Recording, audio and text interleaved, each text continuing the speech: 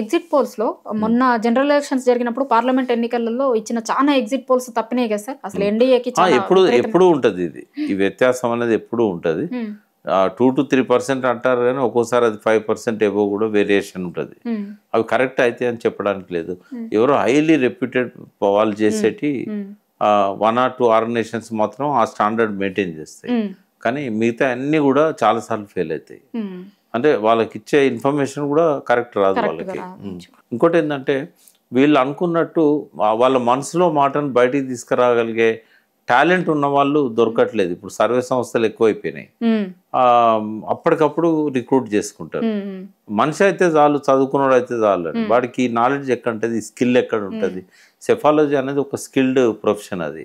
అది అంతా up to the mark ఉన్న వాళ్ళు చాలా తక్కువ మంది ఉన్నారు. అందుకే సర్వేలలో ఎక్కువ తప్పులు దొరికే అవకాశాలు ఎక్కువ ఉంటాయి. నేనైతే ఈ సర్వేలను నమ్మట్లేదు. డెఫినెట్గా బీఆర్ఎస్ ఒక 3% రోడ్స్తో బయటపడద్దనే నమ్మకంతో ఉన్నాను నేను. అంటే బీఆర్ఎస్ మీద ప్రేమని కాదు, ఇక్కడ జరిగిన ట్రెండ్ చూసినట్టయితే అంత మేనేజ్ చేయడం సాధ్యం కాదు రేవంత్ రెడ్డికి. డెఫినెట్గా బీఆర్ఎస్ గెలుస్తారనే నమ్మకంతోనే ఉన్నాను నేను.